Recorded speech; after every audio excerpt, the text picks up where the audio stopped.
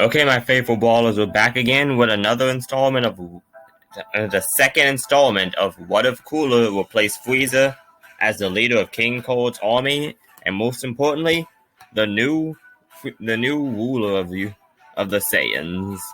Now in the last part, I hinted at a bunch of big events to follow, and I'm gonna continue to be picking up on those. But just so we're clear, Kakarot getting sent to Earth, that still happens, so let's just get that out of the way right now. Kakarot still gets sent to Earth, that whole stick still happens. But there will be some changes with that too, and there will be pretty major changes later on after he goes through his journey, but we'll get to those later, probably important, I'm not sure. But right now, let's just see how Cooler's doing with his new reign over the Saiyan Empire. We've already seen how vastly different and superior he is to Frieza as a ruler and as a warrior. Now let's see how King Vegeta takes this in stride. What does he have planned for the low-class warrior here and son and father of Kakarot and Raditz? What can he possibly want with Bardock, and how does he believe that he can help the Saiyan race grow in power? Tune in right now as we look at part 2 of What If Cooler replaced Frieza. Bardock with as much formal grace as he can muster, which would be not really much at all, just kind of casually strolls up into the royal palace as he had just been summoned by the king of the Saiyans himself, not but a few minutes ago. As he appears before the king, King Vegeta just looks at Bardock impassively and just says, "You're late, low class. When I give you an order or a summons, I expect my subjects here within the minute of it being announced." Bardock just kind of casually shrugs as he looks at King Vegeta and he's like, "I apologize, my king," he says with as much respect as he can muster, as he just kind of half bows in the king's presence. He says, "But my injuries from the last mission didn't exactly coincide with your time restraints. Having almost died, all." King Vegeta just decides to ignore this as he just gets along with it. He shows Bardock and he does something interesting to the other warriors in the room. He actually shows Bardock the latest power level reading. Bardock looks at this, and his eyes actually widen. "Wait, is this?" "Yes, yes, Bardock," the King Vegeta says with a bit of sarcasm of his own. "It's true. You, as of right now, are essentially the third most powerful Saiyan on this planet." At that, Bardock actually has a bit of pride swelled up in him. He had heard the doctors mention something about him becoming close to King Vegeta's power, but he didn't think he was just 2,000 plus away from it. This was just incredible to him. But then he quickly realizes what this could also entail. So he starts to fix his braces that he has on his forearms, the red braces, and he looks at King Vegeta and he's like, "So, I suspect I'm to be executed for the audacity of having a higher battle power than having a battle power approaching that of the prince and the king." King Vegeta actually looks at Bardock for a full minute before he comes to the conclusion. Where the thought did cross my mind, another one came to. I'm sure you're aware of our new servitude under Lord Cooler, as he would be called. Bardock just nods. You ask me, he's better than Frieza. Don't know why, but I have a feeling we wouldn't be alive right now to talk about this if he was in charge. King Vegeta just nods. Indeed. While we were talking, I noticed that, unlike the rest of his ilk, Cooler actually was a very honorable warrior. Ruthless, unforgiving, and decisive. Just like a real Saiyan. And it struck a chord with me. He told I was showing him around our little little palace here on our planet. He regaled me on tales of how he actually surpassed his prodigy brother Frieza and defeated him in combat to win our planet and his sector of the galaxy. It was quite inspiring to say the least.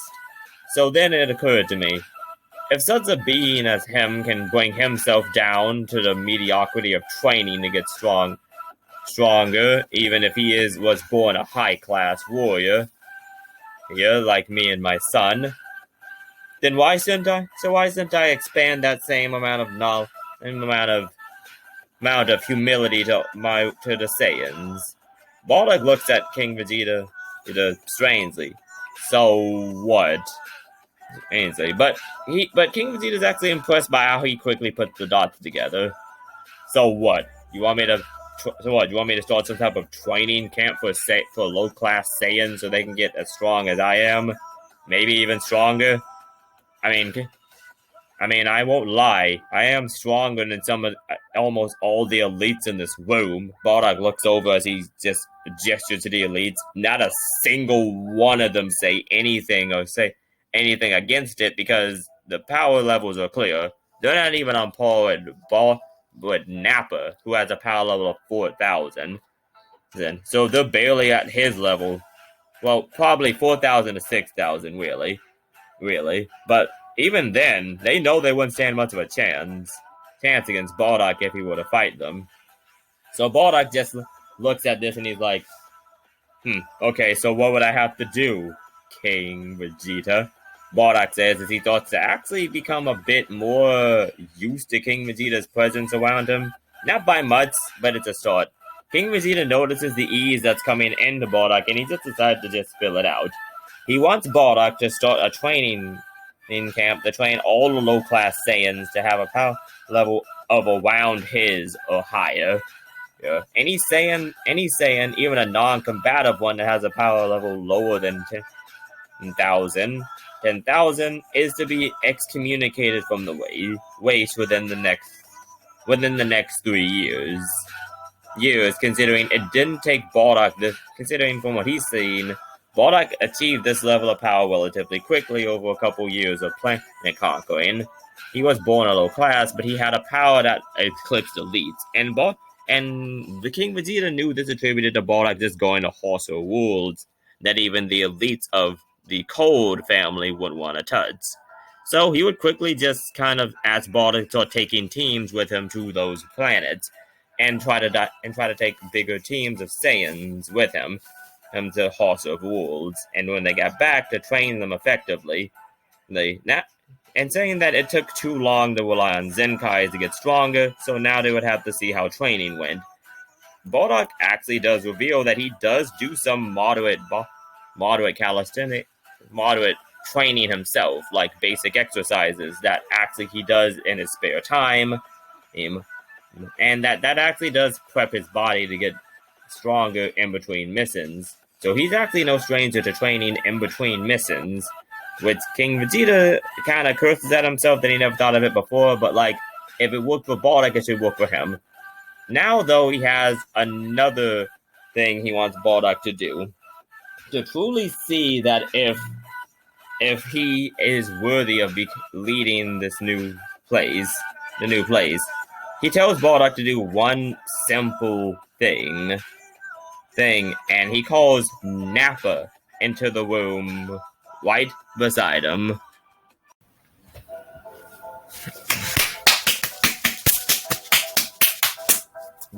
The fight all around was intense.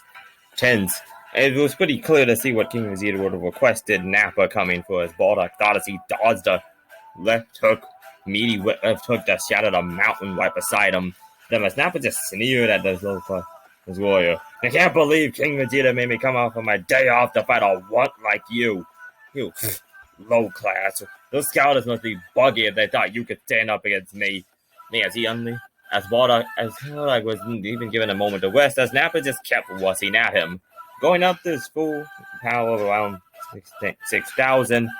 Then, as Bardock was actually shown that not only was Nappa just a brute, but this fight could actually take a bit of time.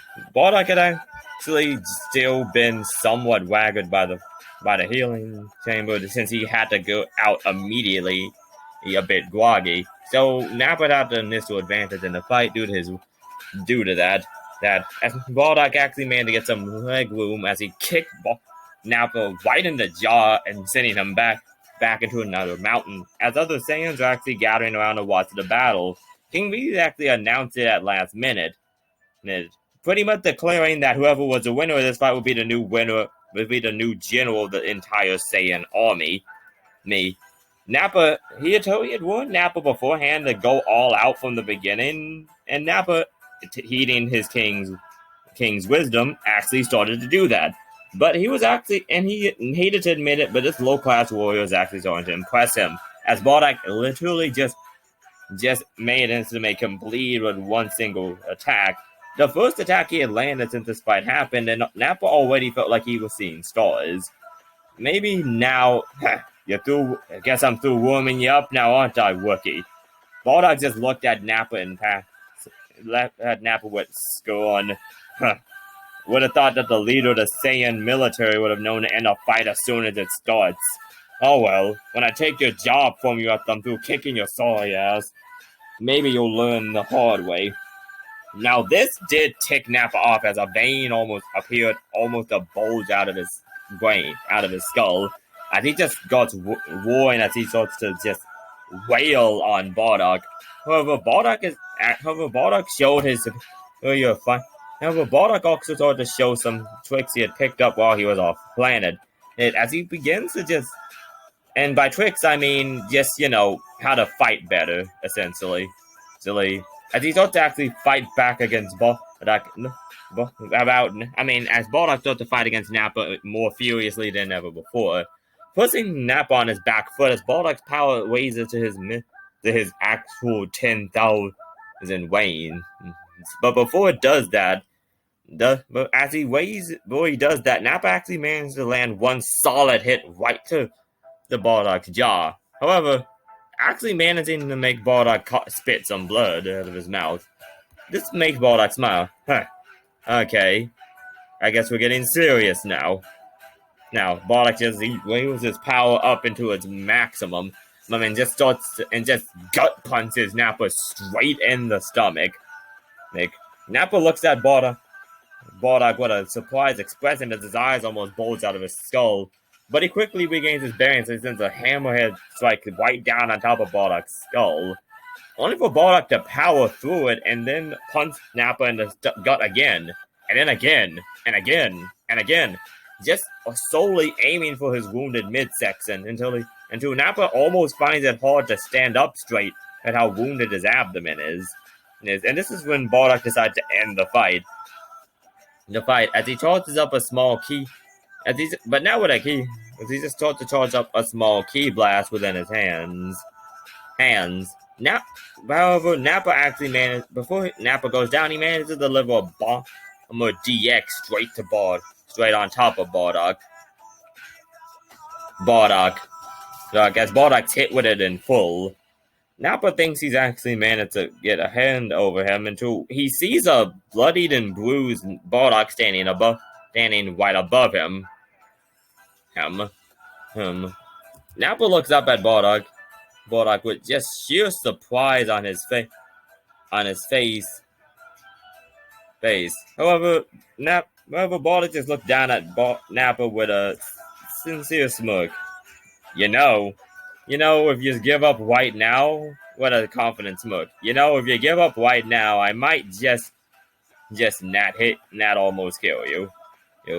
Nappa just spits on Bardock's shoes, and Bardock, with the utmost courtesy, unleashes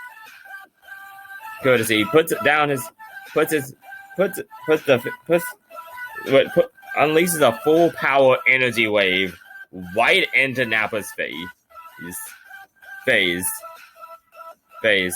The Big Saiyan just barely surviving the assault as he just crumples to the ground, clearly defeated. The Saiyans are in an uproar at this. All of them cheer and some of them jeering, and some of them just genuinely confused. A low-class warrior managed to defeat an elite in a match. Well, Nappa is more of a mid-class warrior, but you know what I mean. And a low-level managed to defeat a mid-level in a battle, and apparently, and Bardock was, of course, injured from the fight, but he wasn't injured near death. Like, see, he had some serious injuries, but not as bad as what Nappa had. Bardock had just almost killed Nappa, and he was actually trying. And while he was actually wanting to see if Nappa was worthy of being general in the first place, he looked at Nappa and he actually kind of was a bit proud of his tenacity, as Nappa was carried away to a healing pod. King Vegeta sighed as he went over to Bardock and raised his hand. As of right now, you are looking at the next general of the Saiyan military, Bardock. Gine came running from the crowd and immediately hug-tackled Bardock to the ground, as King Vegeta just took the time to sit back and laugh at Bardock and his overly affectionate mate. Bardock quickly pushes Gine off, and but Gine isn't budging. She's just too proud of her husband. Then as he just hugs and kind of embarrasses him in front of an entire crowd of people, Bardock just orders all of them to get to the pods because now they are going on a mission right now. Now, they tell Bardock that he's still somewhat injured, and Bardock says, yeah, so what? So what? And King Vegeta has to basically order Bardock to go into a healing pod, and he tells him to take his little caretaker with him. He smirks as he flies back to the palace. Bardock swears he'll beat the hell out of King Vegeta one day, and he looks at Gine and he just says, he sighs defeatedly, and he says, I guess you're coming along too, aren't you? Gine nods happily as he just kind of half flies and half lets him carry her back to the new healing chamber. So now Bardock is the new general of the Saiyan military. And we will be continuing this now because I'm going to make this a bit longer than the next one. A few hours after the battle to determine the new leader of the Saiyan military, we can't wait to see Nappa cooling off in a healing chamber.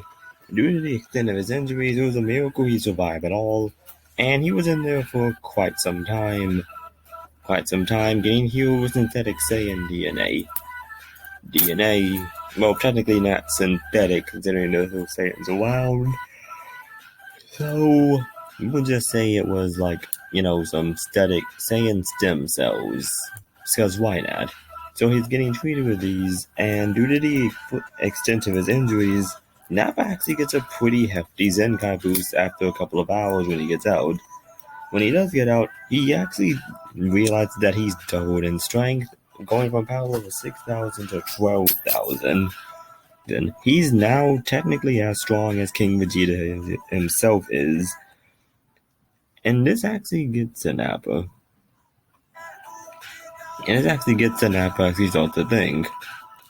If he can't be the general of the Saiyan military, why doesn't he try at being the king next?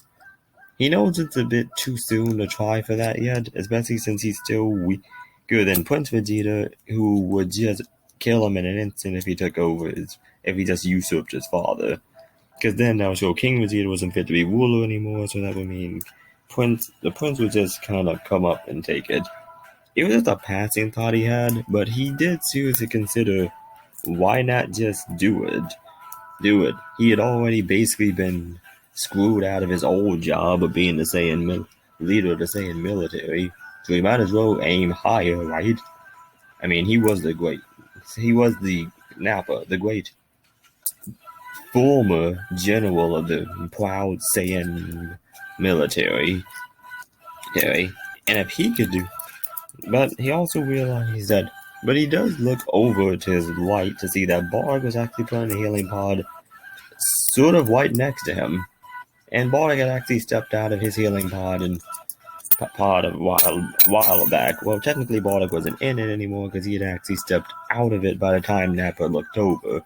He looked at Nappa's new battle power and saw that it actually eclipsed what he had when they fought. But even though Bardock hadn't really gotten as injured as Nappa did, he still got a pretty decent Zenkai boost of about 1.4 times, meaning that Bardock's new power level was 14,000. Meaning that if they were to fight again, it would be a very, very close match. But it wouldn't really change much unless the king himself decided that there would be a new ruler in military, and that hadn't happened. Even though Nappa was still priming to beat this low-class Watton to submission, regardless of how the last fight went. Bardock just looked at him and chuckled. Well. Looks like you've gotten pretty... well. Looks like you can't keep a good Saiyan down after all, huh? You just keep getting back up stronger than before. But, lucky for you, I don't want to pound you into the ground again. I have a job for you, Captain Nappa. Nappa was taken aback by this. Was this one really just telling him to be his underling? I mean, and what the hell makes you think I'd ever work for someone like you? You're nothing but... Don't let that new rank fool you. You're still just a low-class piece of trash. Nappa just... What? Okay. Bardock just chuckled at this. Yeah, a low-class piece of trash that beat your sorry ass into the dirt. I'm offering you this job not to belittle you or any of that nonsense. Honestly, I think it's around time we got rid of that stupid caste system. Because if a low class like me can beat a mid-class warrior like you, what does that tell you about the class system? A Saiyan isn't defined by their class. A Saiyan is defined by the battle prowess and the thirst for conquest, by the ruthlessness and a fight and the determination to win no matter the cost. That's what a Saiyan is. And Nappa, while we were fighting, I saw that you understood that perfectly. If only you got rid of that foolish system that kept the Saiyans oppressed long enough. And the king's starting to realize that now. That's why he put this fight in place in the first instance. Did you ever wonder why he sent you to fight me? Yeah, Nappa actually thinks about this. Which is a bit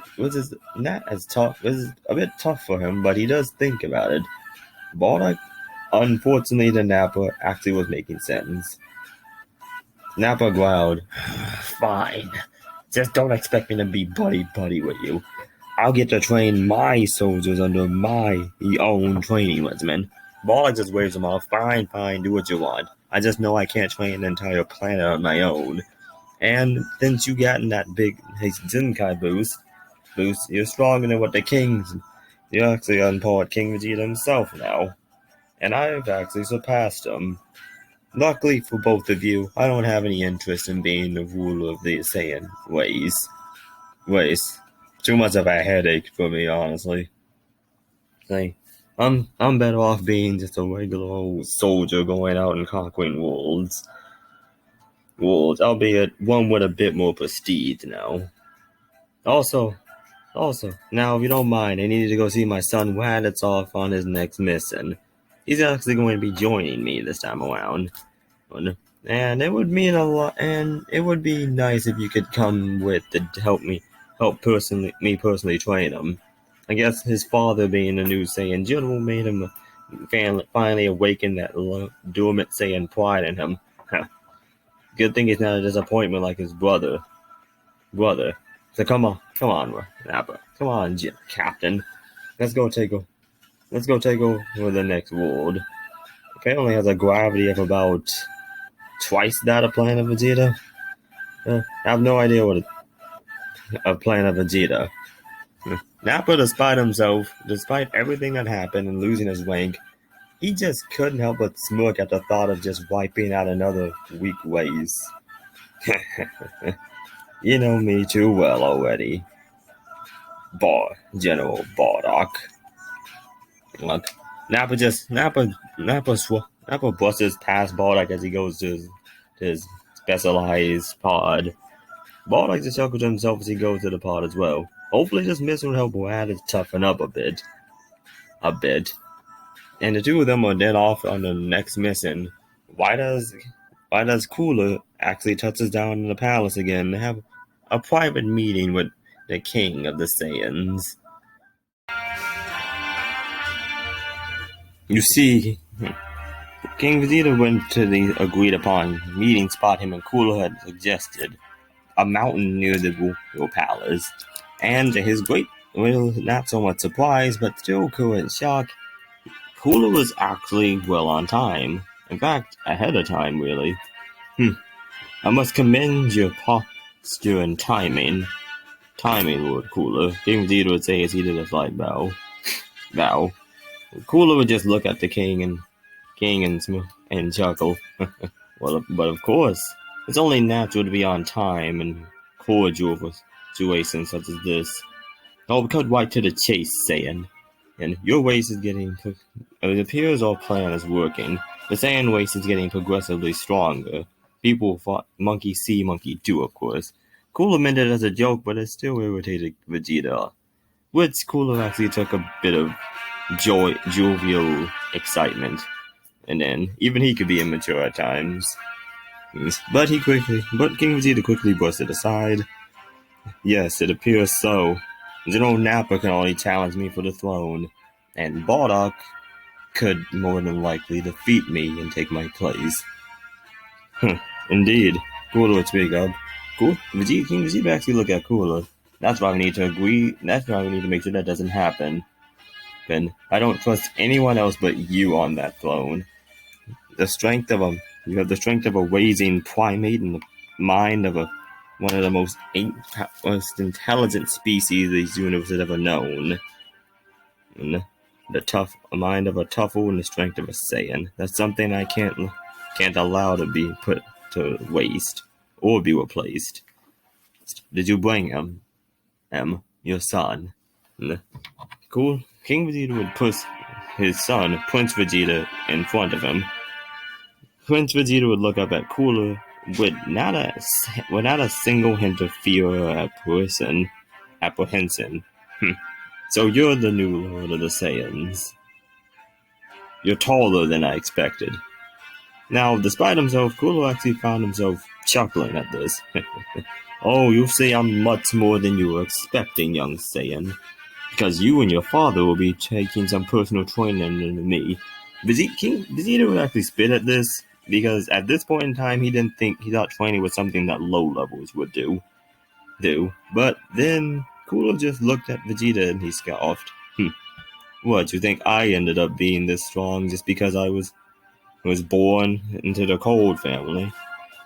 Prince Vegeta would actually look at Cooler with a bit of slight surprise. What are you saying? What I'm saying, Prince, is that I wasn't born with this power. I had to train relentlessly day after day in order to increase it to surpass my prodigal brother and father. If I had just sat down and accepted my natural battle power like you did, you and your entire race would be stardust by now. My brother used to rant about his plans for the Saiyans if they had gotten too strong under his rule. And let's just say it involved there not being a planet Vegeta. So in a way, my training saved your entire species. Training is the key to improving all aspects. Whenever you stop, you have to run the risk of everything you love and hold dear being destroyed and taken away from you. Such as your throne, or maybe it's Nappa's throne, or Bardock's throne. I mean, your father's already admitted Bardock could probably beat him. Do you really want to run the risk of being overthrown by a low-level warrior? Now this would piss Prince Vegeta off. Of course not. The only one who's sitting upon that throne is me. Yeah, me. Whether or not my father's strong or weak enough to hold, too strong or too weak to hold it, I will become the King of Saiyans. Prince Vegeta would say with as much vigor them as he could. This would bring a bright smirk to Cooler's face. Well said, Prince. Then you and your father will report to my ship effective immediately. I've decided to stay around this system a bit. The two of you will be going on missions that I assign you personally. You'll be doing these training regimens I've selected out for you. And you will also have the freedom to change them as you see fit, but only after my say-so. We need to get the most out of your Saiyan biology as possible. And I know you Saiyans have adapt more in the middle of rabid mid warfare and intense combat situations than anything else. So we're gonna go out. So I'm gonna go out and work to the most dangerous planets that I can name that my own soldiers have had trouble taking over. And I want you and your father, the king, he would point to King Vegeta, to go there and secure them. You'll also be training with my armored squadron when I'm not around. And once you have defeated them, I'll take you to my horse awards. And then, until the entire universe is ours to command. Prince Vegeta actually stroked his chin at this. And then the 5-year-old would pretty much, your Saiyan would pretty much look at Cooler and be like, you know what? I don't think that's such a bad idea. I guess I can give it a shot.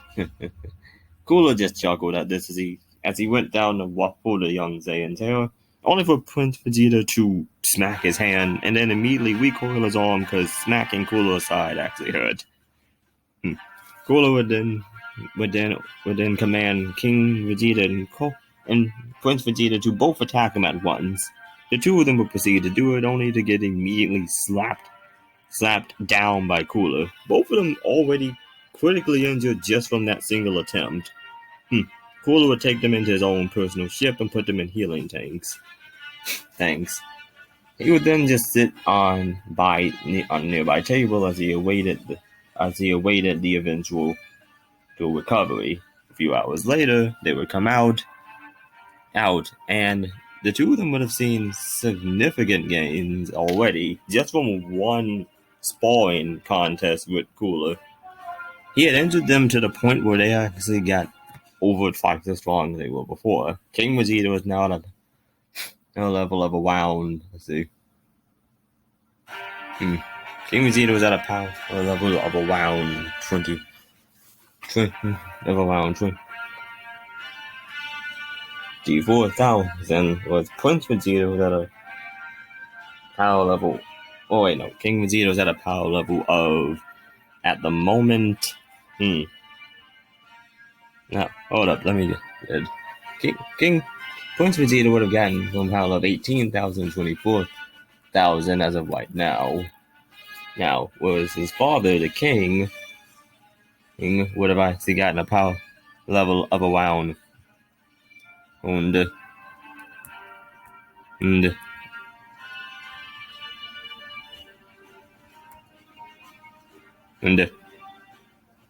16, around 24,000.